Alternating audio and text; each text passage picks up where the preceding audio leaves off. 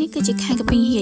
ហើយការចូលចិត្តញ៉ាំកាពីងហៀក៏តាមចំណង់ចំណូលចិត្តរបស់បងប្អូននីមួយៗដែរបងប្អូនខ្លះក៏ចូលចិត្តត្រាំបែបនេះបែបនោះអញ្ចឹងទៅអញ្ចឹងថ្ងៃនេះខ្ញុំសូមបង្ហាញពីការត្រាំកាពីងហៀវិធីរបស់ខ្ញុំណាបងប្អូនចិត្តសបឲ្យស្អាតបន្ទាប់មកយកទឹកក្តៅដែលដាំហើយនឹងយកមកចាក់ស្រោចត្រាំកាពីងហៀទុករយៈពេល10ទៅ15នាទីបន្ទាប់មកសាប់វាឲ្យល្អិតបែបនេះចាដើម្បីវាងាយចូលជាតិណា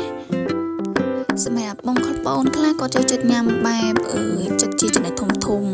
តែសម្រាប់ខ្ញុំគឺខ្ញុំចូលចិត្តបែបចំណិតទូចហើយចង្កត់បែបនេះចឹងទៅវាចូលជាតិបានល្អហើយបន្ទាប់ពីយើងស្រង់ហើយចិត្តជាចំណិតទូចបែបនេះហើយបងប្អូនរោយអំបិលញាតិដែលយើងបុកហើយតាមចំណង់ចំណូលចិត្តយើងចូលចិត្តហឹរប្រៃផ្អែមអីដាក់តាមចំណង់ចំណូលចិត្តតែបើត្រាំកាពីងបែបនេះវាស៊ីបែបលក្ខណៈផ្អែមចាយើងរោយឲ្យវាសព្វចឹងទៅបងប្អូនអាចក្លុកហើយញ៉ាំបានភ្លាមបានឬក៏ដាក់ខ្លះសេត្រជាក់ទុកក្នុងទូទឹកកកចោលពីមួយថ្ងៃអីក៏បានដែរវាអត់ខូចទៅណាហើយសម្រាប់ធ្វើបែបនេះការត្រាំទឹកក្តៅគឺវាធ្វើឲ្យកាពីងហៀវាជ្រះជាប់បានល្អហើយវាធ្វើឲ្យសាច់កាពីងហៀអាចហឹងនៅខាងក្រៅនោះវាសាច់ទន់និយាយថាដាក់មួយម៉ាត់ចូលមាត់ទៅវាផុយឆ្ងាញ់តែម្ដងណាបងប្អូនអញ្ចឹងការរោយអំបិលរួចរាល់ហើយបងប្អូនចង់ក្លុកក៏បានអត់ក៏បានហើយយើងជ្រក់ដាក់ប្រអប់ចោលដាក់ក្នុងទូទឹកកកទៅរួចរាល់បាត់ហើយចាអញ្ចឹងថ្ងៃនេះសូមនិយាយអំពីអត្ថប្រយោជន៍ពេកដូនចំពោះសក់ទេចានិយាយទៅសម្រាប់សក់ខ្ញុំគឺតែងតែវែងរហូតបងប្អូនឃើញតែងតែវែងរហូតតាមពិតមែនតាអត់អាចកាត់ទេក៏សាកាត់ញឹកញាប់ដែរក៏ប៉ុន្តែសក់ខ្ញុំគឺលូតលឿនខ្លាំងមែនតើខ្ញុំទទួលស្គាល់ហើយពេលខ្លះឆ្ងល់ខ្លួនឯងដែរថាមិនក៏សក់វែងរហូតចឹងតើមិនកាត់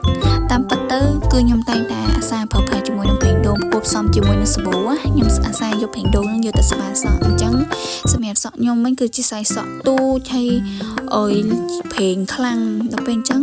ខ្ញុំពិបាកថែសក់ខ្ញុំគឺពិបាកថែខ្លាំងមែនទែនហើយក៏ធ្លាប់មានបញ្ហាជ្រុះសក់សិតមកបងប្អូនគឺពេញឥតក្រូតែម្ដងទាំងដៃហ្មងហើយពេលកក់សក់ម្ដងនៅទាំងដៃបែបហ្នឹងតែម្ដងណាចាឲ្យសក់ស្ងួតសក់សំពោគ្មានសណ្ដើម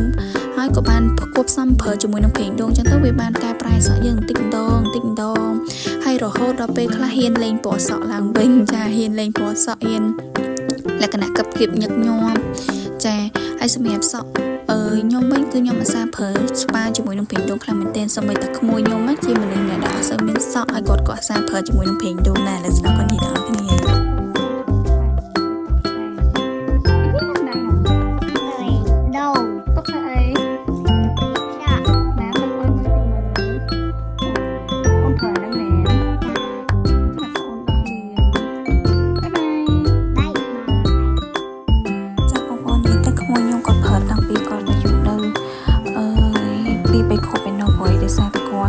អត់សមមានសក់អីមកអគាត់រសាយកពេលនោះយករមាសានៅលើស្បែកក្បាលរបស់គាត់នឹងសក់អីចឹងដល់ពេលចិត្តធ្វើឲ្យសក់គាត់